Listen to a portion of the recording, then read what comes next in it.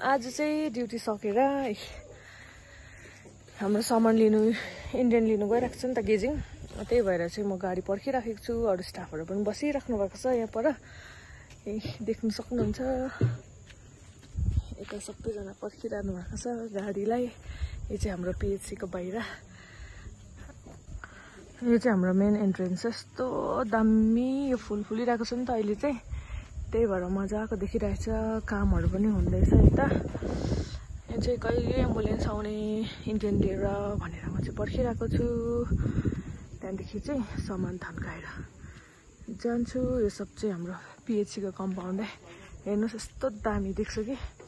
त्यही भएर चाहिँ मैले आज सानो भिडियो। उतापट्टि पनि बनिँदैछ हस्पिटल, यतापट्टि पनि छ। यो चाहिँ पुरानो बिल्डिङ हो नि त, मतलब पुरानो हस्पिटल हो। मजाको देखिरहेको छ। यहाँ चाहिँ एउटा खालको प्लान्ट आइछ। यस्तो दामी छ कि।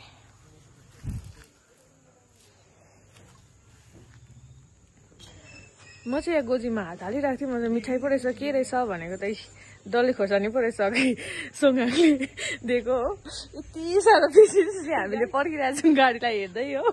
किनभने चाहिँ अघि छुट्टी भएको नि त, त्यही भएर हामीलाई पनि भोकहरू लागिसक्यो। अब कतिखेर आउँछ र चाहिँ हामी पनि जानु पाउँछौँ भनेर चाहिँ एम्बुलेन्स पर्खिरहेको छु। आयो फाइनली हाम्रो सामान लिएर एम्बुलेन्स आइसकेको छ। यहाँनिर देख्नु सक्नुहुन्छ। अब चाहिँ हामी सामानहरू थन्काउने हो, त्यहाँबाट चाहिँ जाने हो। यो हाम्रो सामान लिनु मेन जाने यता हुनुहुन्छ। अब हामी छिटो छिटो सामानहरू थन्काउँछौँ, त्यहाँदेखि चाहिँ जान्छौँ। अब चाहिँ हामी यहाँ सामानहरू निकाल्दैछौँ। बिचरा थाकेर आउनु भयो होला।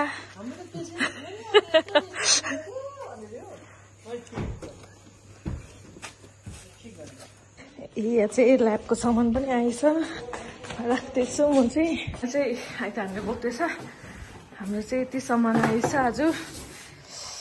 र चाहिँ थन्काइसक्यौँ। अब चाहिँ हामी निक्लेको 5 पनि बज्न आँटेछ। Thank you everyone for watching.